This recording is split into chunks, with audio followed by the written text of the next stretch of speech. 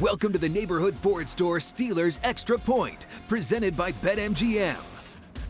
Good afternoon, everyone. Welcome inside our studios. Bob Pompeani and Chris Hoke with the Extra Point. Tyler Boyd, the last time they played, accused the Steelers of quitting. Well, today he couldn't make that assertion because you can't quit what you don't start.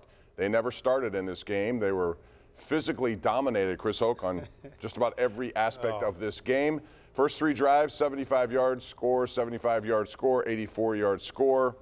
It was a carryover of what happened last week against the Chargers. Yeah, it was like they just really left the Chargers. LA came back to Pittsburgh for a couple of days and went back out to Cincinnati and continued on with the same things that we saw last week. And it was third down. They couldn't get off the field on third down. It was the running game. And Bob, let's be honest. And that Coach Tomlin told CBS at halftime, they were getting beat up front in the trenches on both sides of the line of scrimmage. And defensively, it's hard for me to watch, Bob. Watch what's happening right now as the Cincinnati Bengals offensive line was taking it to the Steelers. They really were. Not just the offensive line, the defense was shredded. I realized there were guys out last week, and you could look at that lineup and say, well, I understand it. Well, today, Watt was back. Minkah Fitzpatrick was back. Maybe Watt wasn't 100%, but he was still out there. And the best way to me to neutralize a guy like Watt or any outstanding pass rusher is to run the ball at them. Run the ball a lot, and they can't be active in the pass game. And Joe Mixon ran the ball a lot. He gouged them. He had 100 yards plus with 3 minutes left in the first half. When was the last time that's happened to the Steelers? But it's happening with regularity. They haven't been able to stop the run. That's just one component of this. Really, go back to the Seattle game, starting at the second half. They were down 14-0, and they came out and ran it right down. Detroit did the same thing. They did the same thing. What's happening now is becoming a pattern, and the Steelers got to stop the bleeding because right now, people are taking it to them in the run game. And what's happening, the defensive linemen, they're running this zone running scheme, Bob, and the defensive linemen are falling down. They're getting turned. They're going back door. They're doing everything but staying in their gap. And then you have two inside linebackers. Schobert, I thought, was trying to give everything he got today. Devin Bush, it's hard for me to watch. And I don't want to pile on Devin Bush, but it seems to me like he's playing with no heart out there, Bob. There's no effort. He's taking on blocks 5 yards downfield. He's not fighting off blocks. He's not meeting anybody at the line of scrimmage. And so really right now, you're playing with 10 guys on the Steelers defense. And that's saying something, and you've been accurate about that, and it's continued. It's essentially you're talking about a guy who was picked 10th overall. Your expectations of him are high. I know he's coming off ACL, but he's invisible out there. And when he is visible, he's not doing much of anything. He's getting pushed off the ball. That's one of the things I'm sure is going to be talked about in the week ahead. This game was over, like I said before we started, 41-3. I have another question. I ask this every time this happens before we go to break. And by the way, we will have post-game reaction coming up from Mike Tomlin, players, and then we're going to take your calls. And that should be interesting. That's coming up a little later. But I want to ask you real quick. Cam Heyward, why is he in the game? Why is all these starters in the game when it's 41-3? What point is there in that? You want to finish, and it's just really sending a message. It's sending a message. They still feel like they're still in it. They're 5-5-1. There's 7 games left. You're going out there. You're sending a message to the team that our starters, our star players, are going to play to the end. Now, it's a gamble because if Cam goes down, if TJ goes down, if Ben goes down, then you're really in trouble with all these guys that are going again. Now, today, Robert Spillane went down today in this game. So now the guy who came in after 6 plays for Devin Bush is out. And so your depth is getting weaker and weaker and less. But you've got to go into this thing and think, okay, we still have a chance. There's a lot of games to play. We still have 4 division games, or 3 division games, and a lot of games ahead of us. So we have to keep ourselves focused and try to find a way to get back to winning ways. Next week, Baltimore comes to town. They're in action tonight against Cleveland in a big AFC North matchup. We're going to take a break, come back with Mike Tomlin's press conference. Later, your reaction and plenty more interviews as the Steelers get pretty much scraped today. 41-10 your final score. 82 points in the last 2 games given up by the Steeler defense. We're back right after this.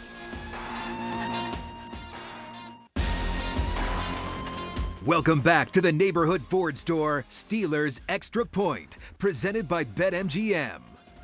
All right, welcome back in our studios. Bob Pompeani and Chris Hoke with you. Following a 41-10 domination by the Cincinnati Bengals, they sweep the 2-game series, and thus they are now 7-4, second place. Could be tied for first at the end of the day. The Steelers dropped to 5-5-1. More importantly there, Chris, they've lost the tiebreakers to Cincinnati, essentially 3 games behind that team with 6 games left. And when you lose these AFC North games, you really do lose a lot of treading in the division. One thing that I, as we wait for Mike Tomlin here, could never understand is if you're going to rush only 4 and you drop 7 into coverage, why are receivers so wide open? And in this scheme today, Cincinnati wide receivers were wide open everywhere. Yeah, they were wide open everywhere. And all I can say is I believe they were worried about getting beat deep, and so they wanted to keep everything in front of them and then break on the catch. The problem is you're giving up 3rd and 12 for first downs, 16-yard pass to T. Higgins. You're giving up 3rd and 8. You're giving a 10-yard little quick out to Jamar Chase, and he can run and go get a first down. And that's what happened today. They were near. I mean, today, Bob, the Bengals were on 3rd down were really good in the first half. They were, I think, almost perfect in the first half, and the second half was a little different. But the Steelers struggled to get any stops, and that's because they played deep rather than getting up and challenging these receivers, and that's what you've got to do. But at the end of the day, I think they were just a little bit fearful of getting beat deep for big plays. All right, so I'm going to run this sequence by you here before we go to Mike Tomlin, and that would be, you know, the Steelers are down 17-3. You think the defense, after giving up all these long drives I've described, is 75, 84 yards. They get the ball, Cincinnati does, 3rd and 11 as part of the sequence, and it is Joe Burrow to T. Higgins, 12 yards. He picked on James Pierre pretty much all day long. Right after that, now this is what bothered me. If I'm watching this game, which we were today, Chris, and you and I were texting each other. You're in different parts of the building here, but Joe Mixon +5, Joe Mixon +9, Joe Mixon +7, Joe Mixon +9, Joe Mixon +8. It just, there was no resistance. Those are all positive runs. Well, they're almost first down runs in and of themselves. Yeah, and what I'm seeing here, Bob, is it's not just one guy every time. I mean, of course, we talk about Devin Bush, him not playing with any kind of tenacity, any kind of energy out there. But then you got D-line every once in a while who's short, right? You have your guys who get behind a block, and it's very difficult. I've played against zone blocking schemes. They are very difficult to play against because you're in a 3 technique, outside shoulder of the guard, and you get hit by that tackle as the guard's trying to reach you. He just turns just a little bit. You get him underneath the block. There's the gap. And that happened many times today. But if the D linemen can stay on their feet, Bob, and they can fight down the line, it gives the linebackers an opportunity to get to the gap. You got to have a linebacker that wants to get to the gap. But what happened in these plays, a lot of them, guys were short and linebackers weren't flowing. And then, can I tell you this? To have a good run defense, and the Steelers have struggled. I mean, we've talked about this a lot. You have to have corners that come up and hit. Think Ike Taylor. Ike T came up and he nailed people. And that's what you got to have. If they get outside the outside linebacker, you got to have a corner that can shed a block, get upfield, and make the ball cut back. How many times do we see Joe Schobert sprinting, chasing Joe Mixon to the sideline, and he was unimpeded? He had no really stoppage from him getting to the sideline, and your linebackers running full speed just can't get there. You've got to be put together, and 2nd and 3rd level are struggling in the run game as well. They really are. And, you know, it's as simple as one injury to Joe Hayden, and boom, you're exposed defensively. James Pierre is a good player, maybe, if he's used in a little bit, you know, here and there. When you start guys and when you see what they can do on a regular basis, they sometimes get exposed. Clearly, Joe Burrow was picking on him today as much as he could with T. There's no question. We talked about it at the break. We talked about Cam Sutton and how they really didn't go to him. I don't know if that's because Cam Sutton was playing so well or because James Pierre was playing so poorly. I mean, T. Higgins was all over him today, and the ball kept going him in perfect stride to T. Higgins. And James Pierre, look, you got a lot of guys on this defense, Bob, right now that you're seeing out there that weren't on this roster in camp, or they were there, but really they're backups. And they're being forced into the starting lineup because of injuries or one thing or another that shouldn't be out there right now, but they're being forced to play with them. And that's a tough thing is people want to condemn this defense, but there's a lot of guys out there that shouldn't be. Yeah, well, I mean, that's also an indictment of just the lack of personnel behind them, and somebody's responsible for that. We have a tweet here that I want to get on before we go to Mike Tomlin. Dan Salian, you could just up at KD Pump at HokeyBro76. He says, if you had to paint this with a brush, it would be, quote, coated in semi-flat disaster finish. That's what it looked like to him. Mike Tomlin now at the microphone in Cincinnati. Won and did the things that was required in a big game like this, and we didn't, to be quite honest with you.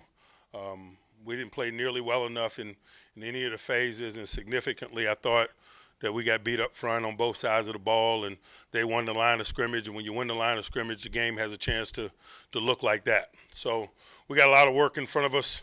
We make no excuses, man. We seek no comfort. It is what it is, man. We stunk it up today. On an injury note, Robert Spillane had a knee injury is being evaluated. Freiermuth got hitting the head. I think he's being evaluated for concussion. They're late. The rest of it, bumps and bruises associated with play. Questions? Can you expect to see change on either side of the ball when it comes to the lines? You know, we're open to doing whatever's required to change, you know, what's trending. And so you may certainly see changes. Like, how alarming is it to you? Your defense has given up so many points in the last 2 games. You know, it's alarming. It is. You know, we're not trying to play it cool by any stretch. You know, we don't play football like that, but we have been the last couple of weeks. And so, you know, some adjustments need to be made. Like, you put some emphasis on this game. You said it was a big game. Were you surprised that your team responded the way it did? Certainly. Like, what goes into leaving like guys like Watt and Heyward in almost the whole game, Ben the whole game when the fight was over? We need to work. We weren't playing well enough. Anyone else? Michael, why didn't Isaiah Bucks play and what did you see from you guys that replaced him? You know, we decided to go with Cam Heyward at nose to solidify us a little bit more in the interior portions of our defense. But a lot of the game was played in sub, and so that discussion was somewhat irrelevant. Anyone else? Like, how do you take, obviously, what you did today and move forward while at the same time knowing what you have next week? You know, we look at the tape. We make corrections. We make necessary adjustments like we always do. How this game unfolded really has no bearing on the process for us in terms of transitioning from one week to another. But it seemed like the runs, the division of labor was spread a little bit more evenly in running backs. What was kind of the reasoning behind that? We were trying to get something going, you know. We were down by so much. We were working at pace, and, you know, that requires people. Mike, when you lose the line of scrimmage, is that an effort? So Mike Tomlin talked about changes, talked about adjustments. What do you think some of those may look like? They got a big game coming against Baltimore, and like you said, there's not much depth behind some of these starters. What do you do? And that's the thing right now is where do you make changes, right? Everybody would say on defense you start with Devin Bush, but now Robert Spillane's out because of a knee injury. We don't know how serious that is. You look offensively, and where are they struggling right now? I mean, they gave up a lot of, a little bit of pressure to Ben today, and they didn't block very well in the run game, but where do you go? I mean, do you go to Zach Banner? But if they felt like Zach Banner was better, Bob, I think he'd be in the game right now. He's been out. He's been active now for a month and hasn't seen very many reps. And so I don't know if they really see anybody else can step up in there when you have injuries. You're playing with your third string guard. That's the problem. The cupboard is thin and it's bare. And so I don't know where they make changes right now. Maybe it's the Buddy Johnson era, and you just see what he can do. And maybe sitting for a little bit, Evan Bush will wake him up a little bit. And at least I want to see effort. And some of these younger guys that are playing corner, maybe Justin Fison's a little better, I don't know, but some guys need to be awakened a little bit to how they're playing and let them know that their job is not secure. No, exactly. There are a lot of those situations. You heard Mike Tomlin talk about Pat Freiermuth has maybe a concussion. See, he was in the game late, and he was out making pass receptions. Yeah, but they late. only had 2 tight ends suited up. What are you going to go out there? Run the ball then. With what? With no tight? I mean, he could have gotten a concussion running the ball. But again, the whole point is you're lucky it wasn't a guy like a Cam Heyward who, he's out there the whole time. He's played the entire season. He's had no help. As long as Mike Tomlin's been here, has he ever pulled out his starters? Right or wrong, though? I don't. If it's Coach Hoke, I want to know what you would do. Did Bill Belichick do that with Tom Brady? He played him to the end when they were losing. Coach Hoke, what do you do? I'm going to be like Coach Tomlin. I don't speak in hypotheticals. I don't speak in hypotheticals. All right. Anyway, I find it alarming sometimes, and you just hope nobody gets injured on top of the injuries they've already had. And I guess that's just from our point of view. I know it's different with coaches and everybody else, but that's the way I see it. We're going to talk more. T.J. Watt, we have his interview coming up from Cincinnati following this 41-10 loss. Steelers now 5-5-1, and boy, next week is a must-win. You'd have to look at it that way. Yeah. That's next.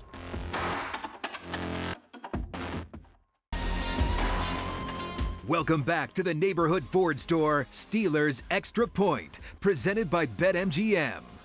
We're back with post-game coverage of the Steelers and the Bengals, and it was not as close as these numbers may indicate, especially passing yards there. Chris, the running was very indicative of what this game was all about, especially Joe Mixon. Yeah, when you look at that, what stands out to me, Bob, 38 rushes for 198 yards. That's at 5.2 yards a carry. That's becoming a pattern that Coach Tomlin was talking about. But here's what turned out to me. 3 turnovers. The Steelers lose the turnover battle again, 3-1. That's where you have time of possession. 35 minutes to 24, almost 11-minute difference. We don't have up here either, Bob, is third downs in the first half where we really blew this game open.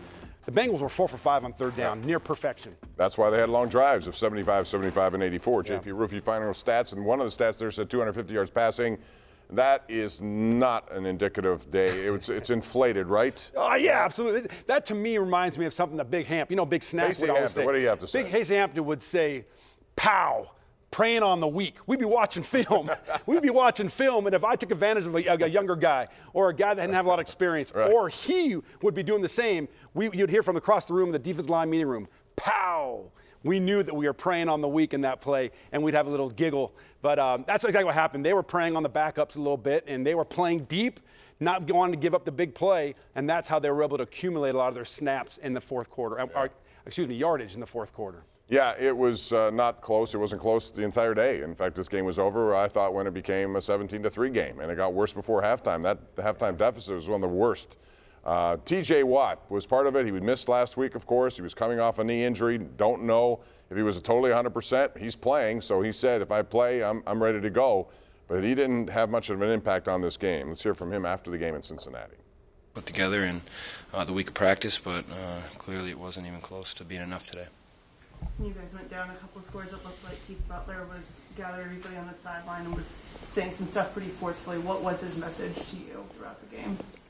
Just when stuff like that's happening, you just are trying to find a spark to galvanize the defense and make a play that can kind of lift everybody up and continue to get guys to play hard. And I think that's just what we were searching for the whole game, and we just couldn't stop the run. And I think that's just been a common theme for way too long. What do you attribute the run struggles to? Is it just technique? What do you guys have to do specifically to fix it? We're trying to solve it, and clearly we're not doing a good enough job, and we have to go back to the film, and everyone has to look at the film and watch themselves critically and figure out how to stop this thing, because it's continuous. Is there any one thing about stopping the run that you guys been unable to do, and what was it today specifically? I don't think we've been able to do much at all in stopping the run, so we got to figure it out. Coach Tomlin mentioned a minute ago the more mono type beating today. You kind of feel the same. It was a what? He said the more mono type where you just guys got beat man to man. I mean, it wasn't pretty. It wasn't something that any of us are proud of, and you never want to have that feeling coming out of a game. And we put it on tape. Now we have to own it, move forward, and know that everybody sees what just happened today and what we can expect moving forward. So we have to stop this before it continues to unravel and become a bigger issue than it already is. In your knee, have you affected it at all? No, I'm all right. TJ, is it fixable? Do you think? Yeah, I mean, we just have to find a way, and that's individually and collectively. I have all the confidence in the world in the guys in this locker room, the coaches in our building, and we just need to find a way. Along those lines, how do you turn the page, especially heading into this next week? It's AFC North football. We have to continue to turn the page, no matter how good or how bad we play, and we have to learn from the film that we put out there today, and just continue to work, and know that we can't keep playing like this. It's absolutely embarrassing. Do you feel like communication is one of those factors right now? There's too many factors, man. I don't want to pinpoint. That's not exactly encouraging to hear from one of your defensive leaders. There are too many factors, too many problems, too many issues. Now here we are. It ended last year badly with the blowout in the playoff game with the Browns. Since then, they've lost twice now, 3 times in a row to the Bengals. These are things that never used to happen, but they're happening with regularity now. They're happening right now, and he's frustrated too. I mean, in this game, he comes back thinking he's going to have a huge impact on the game. We all talked about it all week. 2 tackles, no tackles for a loss, no sacks, no QB hits. I can only think of one play where he came off hard off the edge and he flushed Joe Burrow, and it was a play where he had to hurry and get rid of the ball. Another defensive lineman was coming in pursuit. But other than that, he had no impact on this game, and it's frustrating. I think that knee limited him a little bit in that hip, whatever's bothering him. But when he talks about that there's a lot of things here and they don't have answers, really the reality is he can't say it. There's not a lot of talent on that team. They're playing shorthand and they're handicapped. And that's what he's trying to say there without saying it, because he wouldn't be a good leader or teammate if he was to come out and say that, Bob. One guy who's back from a serious surgery is Joe Burrow. And, boy, he's played extremely well pretty much all season. Had a couple of down games as part of their 2-game losing streak. But we saw him today spread the ball around, making pinpoint passes. I think he started 8 for his first 8. He ran the ball in the first time, and that's when Minkah Fitzpatrick kind of missed him. And, Fitzpatrick came up with a later interception. But that play was something he needed to make, or at least a better effort at. Bottom line is Joe Burrow pretty much had what he had today, and they weren't going to stop him. Hey, the Bengals, as they are right now, they're around for a long time. Think about the last time the Bengals were really good. They had a Carson Palmer in his prime. Remember that, Bob? Now they have a Joe Burrow in his prime, and they're doing a good job, a lot better job than they did back when I was playing with Carson Palmer, of surrounding him with talent. They got one of the top running backs in the NFL in Joe Mixon.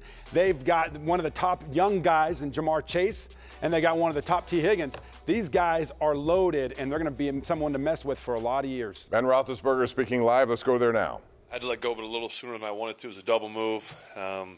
I let go of it like he was going to go outside him, and he ended up coming in, going inside him. It wasn't the wrong route. It just I let go of the ball probably a little too soon, and it unfortunately worked out the way it did.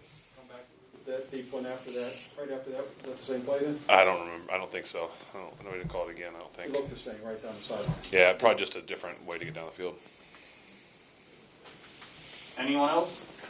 Ben, what do you say to the guys after this? How do you try to explain this to them? Not a lot to be said. You get your butt kicked.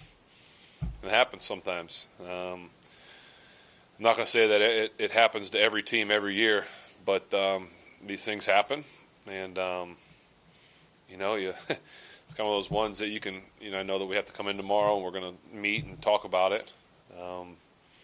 To me, there's not a lot to talk about.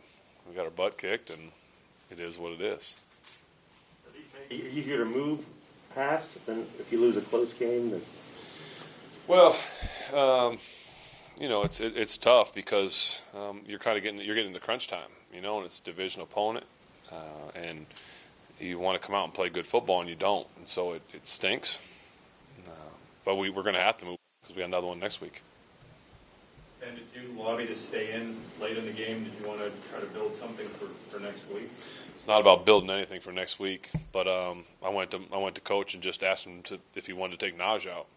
I think that was the smart move. The games like this show a lot down the end, down the stretch of the game. It shows about a person, a team's character, their will, their heart, and when you're down a bazillion points at the end of the game, do guys quit? Do they stop fighting? Do they give up a little bit, or do they continue to fight and fight for each other? And so I didn't ask Coach one time to come out because there's a Steeler way, and it's fighting to the end. And I thought, for the most part we did that. Guys showed their character at the end of the games, and who continued to fight and who continued to get extra yards. And Pat takes a crazy hit to the head.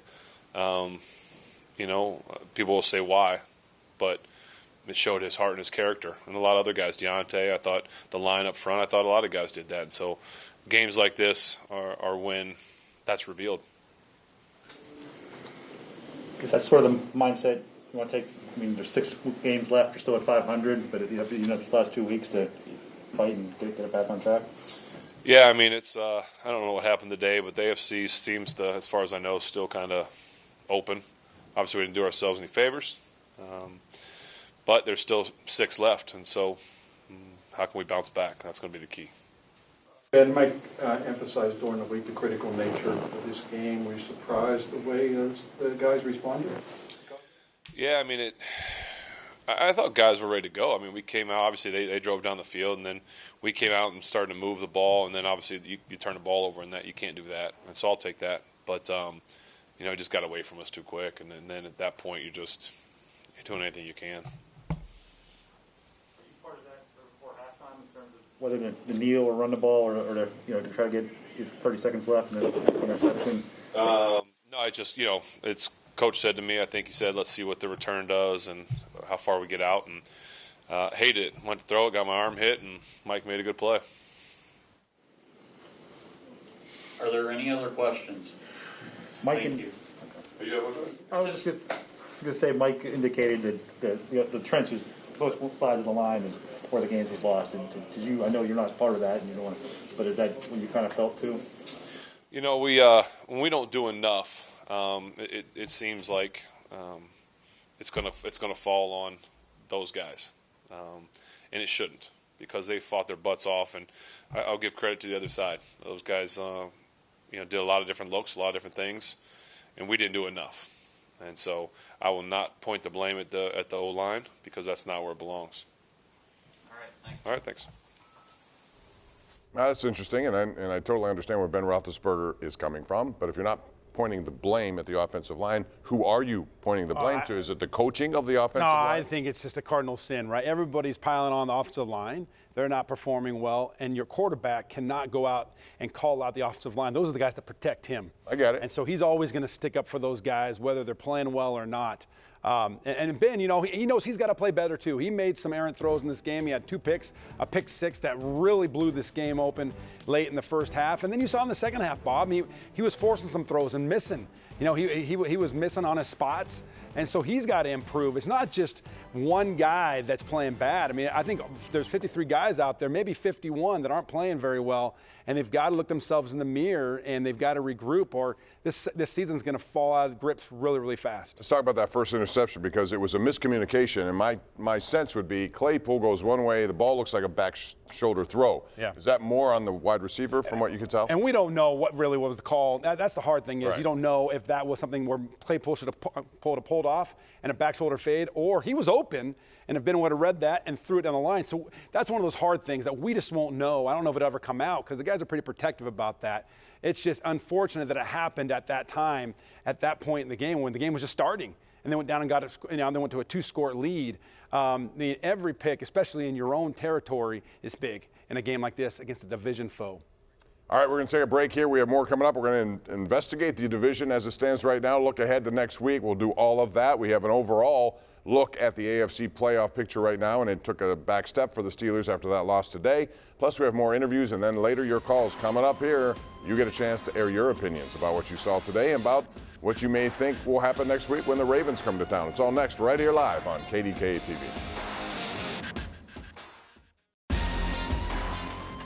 Welcome back to the Neighborhood Ford Store Steelers Extra Point, presented by BetMGM. All right, welcome back. We continue right here, updating the AFC North standings. Technically, the Steelers right now in last place, 5-5-1. The Browns and the Ravens play tonight. Should be an interesting game there. The Bengals looking good at 7-4, and they own both head-to-head wins against the Steelers. And that's what's, the down part of this. You needed to win that game to offset the loss you had earlier. Could have moved up in the standings, and now it's a game next week at 4:25 right here on KDK against the Ravens. And Baltimore's been up and down. They've been escape artists this year. In a couple of games they should have lost, they won a 66-yard field goal in Ford Field, all these things. The Steelers got 2 games against the Ravens, yeah. and and they one have to Cleveland. win. They have to win these games. If they lose one of those games against the Ravens, it's already looking bleak. But 5-5-1, the Ravens win tonight against the Browns, and they're 8-3. The Ravens love to play physical. They love to run the football. You don't think that they're salivating right now looking at what happened the last few weeks, getting ready to play the Steelers next week at 4:25. They're going to line up and play smash-mouth football. The Steelers better be ready, or it's going to be another long afternoon at Heinz Field. That's exactly what I was going to say. When you look at what the other teams have done against the Steeler defense, you would think Baltimore, that's their number one thing. They run the ball no matter who it is, no matter who's in there. They lost their 3 starting tailbacks, so what do? They still ran the ball, and they still will run the ball. So that'll be something to look forward to. In the meantime, Cam Heyward is at the microphone. Let's hear what he has to say after the game today. I got to play better.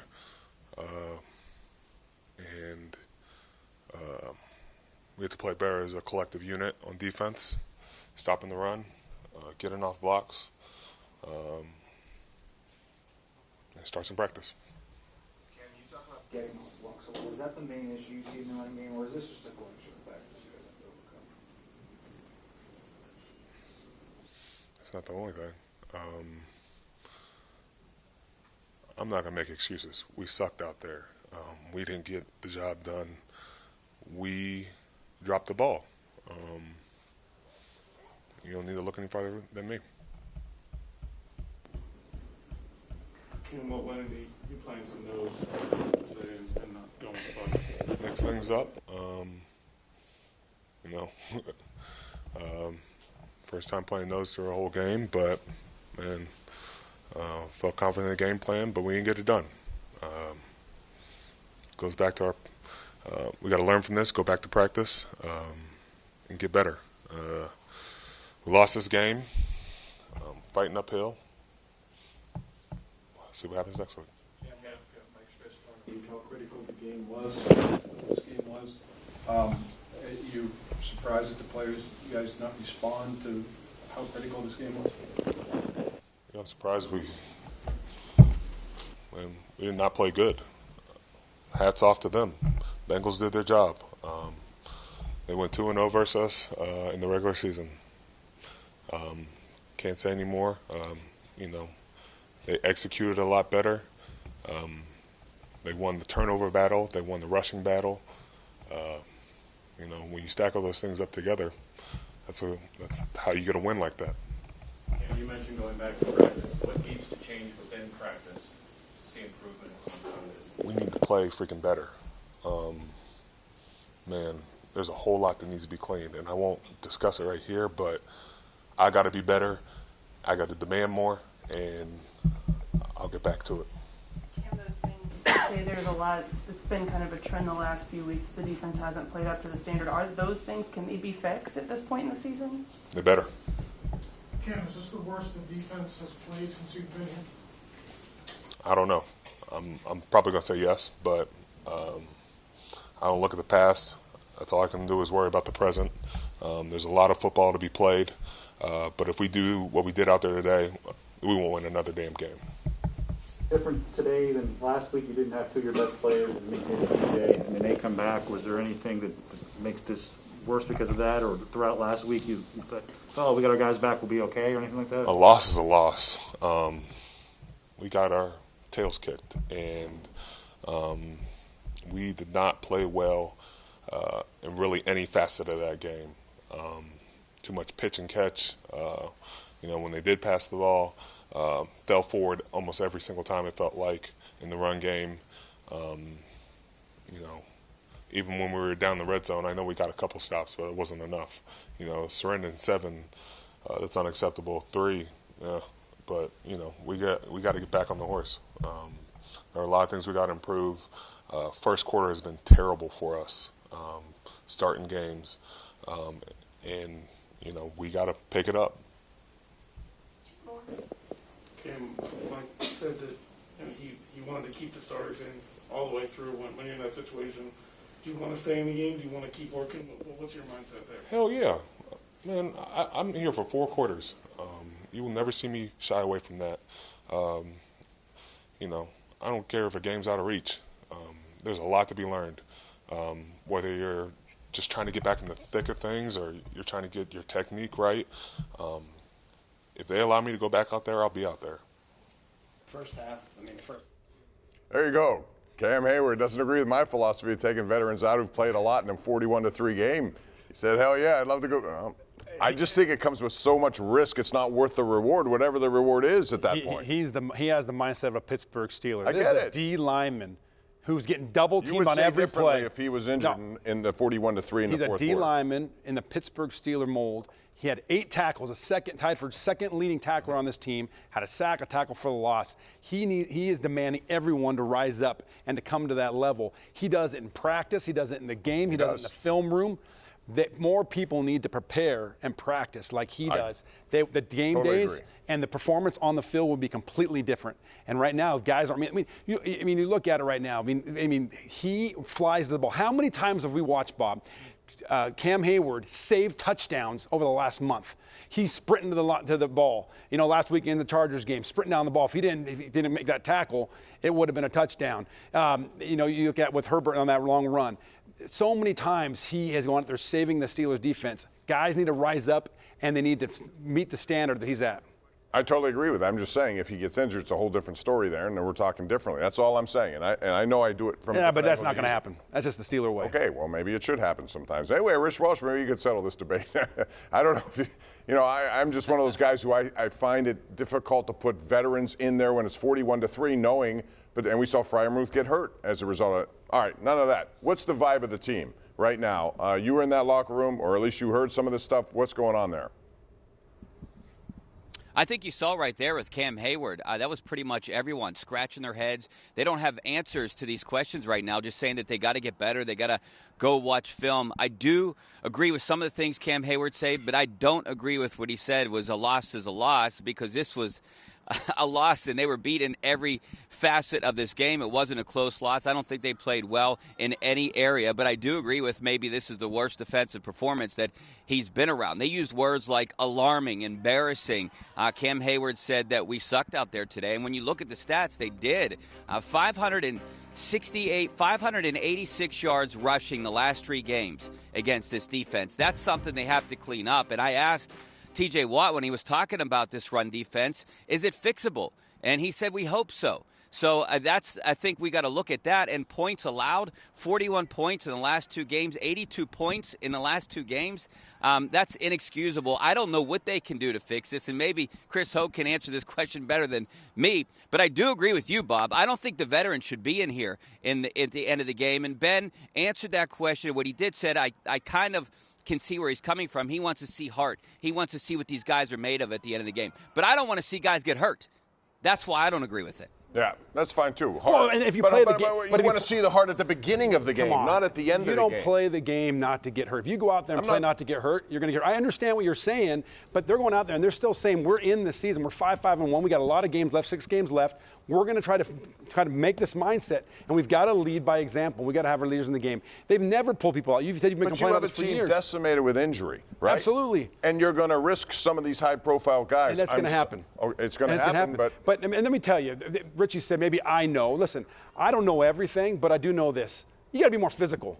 You've got to take the fight to the offensive line, and you've got to get after them. You've got to play downhill as linebackers. As corners, you got to come up, and you've got to be a secondary force defender and bring everything back inside to your pursuing linemen and your pursuing linebackers. They're getting blocked on the edge at the corner positions.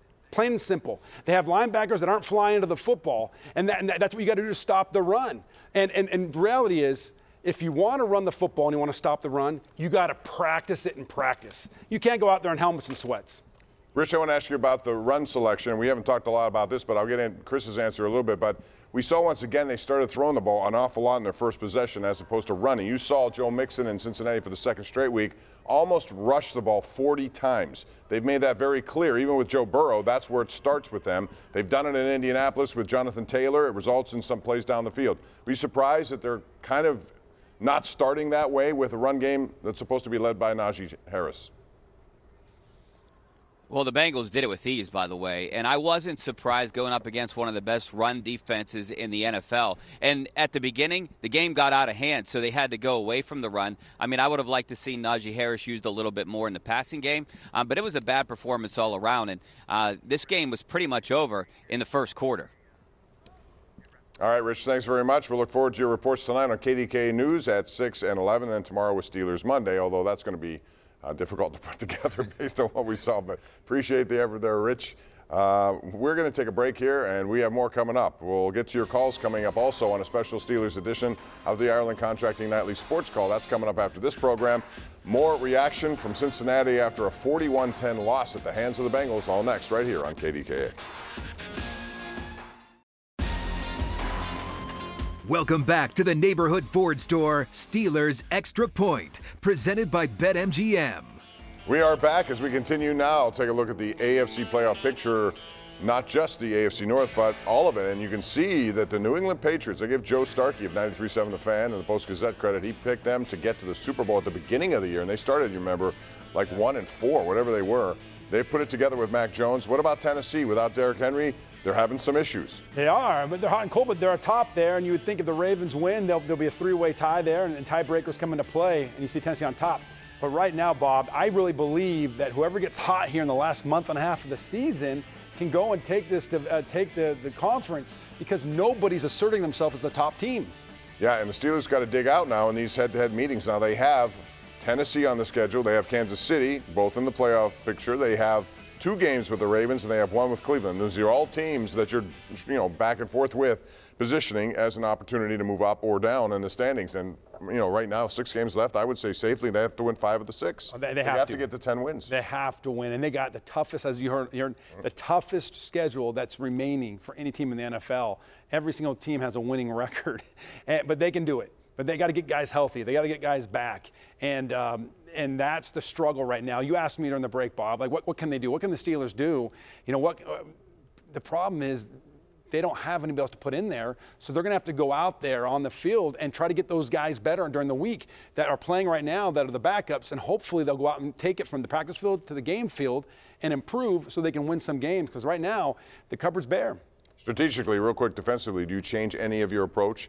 In other words, instead of putting 4 rushers and 7 in coverage largely, would you more exotic blitzes? What would you do against Jackson? They are who they are. They're not going to come up with new blitzes. They're going to run what they run. Mm-hmm. And so they've got to mix up the normal standard defense with a blitz package, and they just got to get better execution. And I've said this before, Bob. The blitzes are not designed to get you free, to get you home unblocked. You've got to be able to beat a one-on-one block. Coach LeBeau used to always say that. I'm going to design this blitz to get you one-on-one. You got to beat it. And they're not beating those right now, because as today you saw 2 sacks. That's it in this game. And they've got to be able to execute.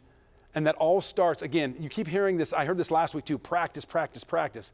They've got to get back and just go out and practice and get everything they got, and hopefully it'll translate to better execution on the field on Sundays. The offensive line showed some encouraging signs, week 5, 6, and 7, but the last couple of weeks it's not been so good. Trai Turner of that offensive line speaking now at the podium. We didn't do what we wanted to do. Just something to watch the film and assess what happened and get better from there. How do you guys take what happened in this game and move forward, especially with what's coming this week?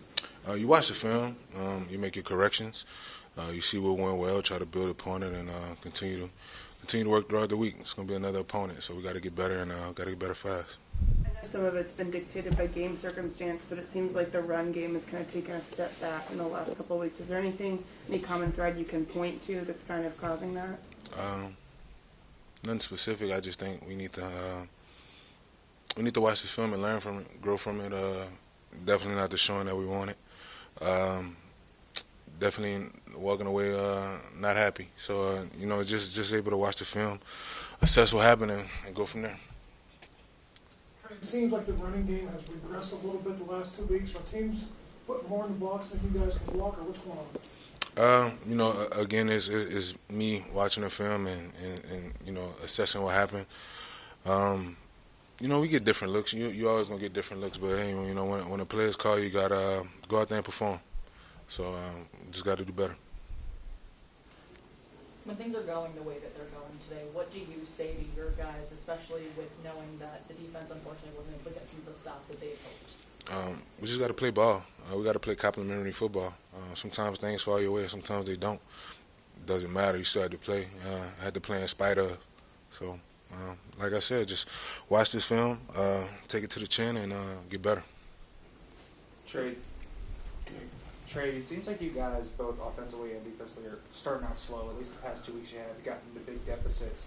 How can you guys maybe come out a little faster, start faster, and get the gas pedal from the get-go rather than having to climb back?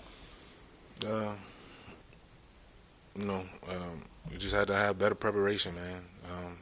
I start with myself. I always speak for me, so me doing what I could do to help us win that right guard, no matter what, and then go from there after. Is that surprising to hear a veteran say better preparation? I think he runs out of answers. They know what needs to be done, but they can't go out and call out people, right? As a teammate, you're not going to call out a certain player. You're not going to say so-and-so's not blocking well enough, right? Or Cam's not going to say so-and-so's not playing with good enough effort, right? And he's not defeating blocks like he should. These guys aren't going to call out their teammates, but they know exactly what needs to happen. That's why when somebody asked T.J. Watt today, do you think this can get better? And he said, I hope so, because they know what needs to happen. And those things, players need to play better. And, you could say, he said several times, got to look at the film and we got to adjust it. They know what's on that film because you are talking about it throughout this whole game. And the bottom line, Bob, is that these Pittsburgh Steelers, there's no secrets. The film doesn't lie, like he said, and they've got to make the adjustments. And if they don't, they'll continue to lose. One other thing we didn't get into, there were a lot of drops today. Chase Claypool had a few of them. Others, I was surprised how many drops there were. And that's what triggered Tyler Boyd to say what he said the last time. There were a lot of drops in that game as well. Why today? Well, what happens is guys are trying too hard. A lot of those drops came in the second half, and that's where a lot of Ben's errant throws came, is when you're pushing. Right? You're pushing hard to make a play, and so you're trying to turn and run before you catch the ball. And to me, that's not always a lack of focus or a lack of effort. Sometimes it's just trying too hard to make a play rather than catching and then run. And so that's how I look at these drops here in the second half. All right, we're going to take a break here. We have your phone calls coming up, so don't go away. Remember, the number is 412-575-2600. Take a look at this 2600. Take a look at this line score. 31 points in the first half. The Bengals scored in every single quarter, but 31 in the first half. That's, man, you don't see that too often with a Steeler defense getting carved up. We saw it last week. We saw it again this week, and it's becoming a trend, and they have to fix it. Next week, Baltimore comes to town. We'll have your calls coming up right here on KDKA TV. Welcome back to the Neighborhood Ford Store Steelers Extra Point, presented by BetMGM. All right, we're back, and now it's time to take a look at the road ahead, presented to you by your Neighborhood Ford Store. And this road is filled with turbulence, filled with potholes potentially. They have the Ravens next week, and that's bad enough. But on a short week, 3 days later, they got to go to Minnesota, a team that plays very well in that dome. Minnesota. Yeah. Yeah, this is a tough month here coming up for the Steelers. And, the Steelers' record the week after playing the Ravens, Bob, is very, very poor. And now they got to go 4 days. They get 3 days after a very physical game, night game. It's a 4:25 kickoff. Then they got to leave on Wednesday, 3 days later, to go to Minnesota, play in that dome. I mean, this is going to be a really rough next couple weeks and month for the Steelers because these teams are all really good. And even the Titans coming here to Pittsburgh, I mean, they're not the same with Derrick Henry, but Mike Vrabel seems to have his team always ready to play, and the Kansas City is now finding its mojo. They're physical. They like to play physical, and even though they don't have Derrick Henry, they still want to run the football. They still want to run the football, right. One other thing. You think the Steelers at all are regretting that Mike Hilton, I know he scored today on a pick six from Ben Roethlisberger, but he's played well for them. He was really good here in Pittsburgh, and I always thought that's the kind of guy you want to keep around. I realize his price tag was maybe higher than they wanted, but in the grand scheme of things, and they still have money left under the cap right now, should they have done that? Should they have kept him here longer term? Hindsight's always 20/20, right? But should they have kept him? Sure they have, because he made them better as a defense. He was great in rushing when they were nickel defense, coming off that strong side. He was really good in zone covers. He had some limitations, Bob, even though as well as he played, like most players. But if you look back on it, sure they wish they'd have him. But at the time, they felt they had players in place. I think they thought that they could have Cam Sutton play in that slot position and that he would do a good job and be comparable to Mike Hilton. You saw with injuries and people leaving, that didn't pan out, and they had to put Cam Sutton on the outside. And now you're looking at what's happening here, and they're falling apart on the back end at that corner and nickel position. We have a lot to talk about coming up with you. We're going to take your calls, but also a program note for you tonight. Join us at 11:35. We have the #1 Cochran Sports Showdown, and we will have a lot of discussion about what happened today. Andrew Filipponi joins me, Will Graves, Mark Caboli. That's all tonight after the late news on KDKA. But coming up now, your turn to sound off and also tweet us at KDPomp, at HokeyPro76. We always look forward to the tweets. Can't wait. And the calls. Call us with your thoughts about this game and looking ahead for the Pittsburgh Steelers. Thank you for joining us for the Extra Point. Coming up next, special Steelers edition of the Ireland Contracting Nightly Sports Call, which airs 7 nights a week on Pittsburgh CW. There are the ugly details. 41-10. Steelers lose in Cincinnati. They're 5-5-1. Your take is next.